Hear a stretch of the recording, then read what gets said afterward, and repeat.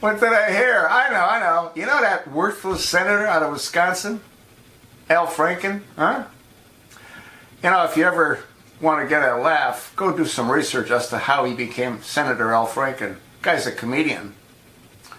But what he did wasn't funny. Yeah, he actually was in a pretty close runoff, and they had a recount, and the federal judge finally said this is taking too long, and he named Al Franken as the senator, and then they found out that 500 felons voted, which meant that he really lost by around 350 votes. But it was too late, because I got to believe a worthless federal judge already determined as to who the winner of that race would be.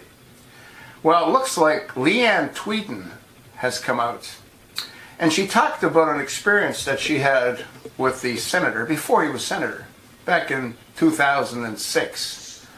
They went to the Middle East on a USO tour, and part of what they were going to do in the skit, according to what was reported, was that Franken was going to be kissing Leanne Tweeden. So on the flight over, he said, we need to practice that kiss. She said, no, we don't. He said, well, yeah, we really do. You know, us actors always have to sort of practice. And then she finally agreed, and he grabbed her by the head, put his hand behind her head, and rammed his filthy tongue down her throat. She pushed him away and said, don't ever do that again. They didn't have that as part of the skit. She wasn't interested in another replay. And what she reported was coming back on the airplane on a C-17 Globemaster, she was asleep. And Al Franken helped himself to grab a couple of feels of her breasts. And a photographer on the airplane caught that moment. And what was reported is that he had that look what I'm doing look on his face. She was asleep. She was given that photograph when she got off the plane. She didn't look at it until later on, and then she was disgusted. But that was back in 2006. Things are a whole lot different now than they were back then. And she didn't want to come forward because she thought it would ruin her career at that time. But again, this isn't 2006. And with all the revelations that have come out against the judge, Judge Roy Moore in Alabama, I guess she felt that she had to tell the truth. And what's interesting is I just saw her on television, and she said she's received a call from another woman. She hasn't called a woman back, but it was another woman that apparently Al Franken went ahead and did things he shouldn't have done with. And I'll bet you there'll be a whole lot more that are going to come out, not just against Al Franken, but there'll be more against him as well.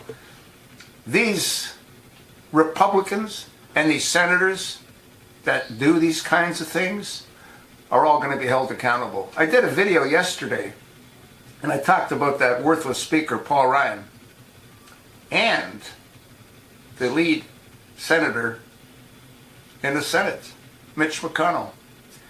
And what was reported is that there was $15 million paid of taxpayers' money to silence women that were troubled by these two freaks. They signed non-disclosure agreements.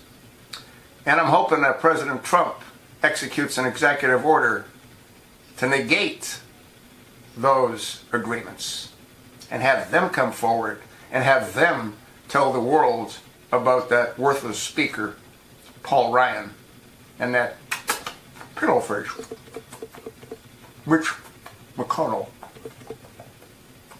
That's sort of what I think. And Al Franken, couldn't happen to a nicer guy. Al Franken, when this Harvey Weinstein thing all blew up, yeah, I got to give back any dollars that he gave me. And he gave it to organizations that try to protect women. And what I heard on the radio made a whole lot of sense. When people do what Al Franken did, that wasn't an isolated case. So I'm hoping that more women come out. And not just those that were molested by this creep. But those women that were molested by these elitists, we'll see, won't we? And Al Franken, stuff it.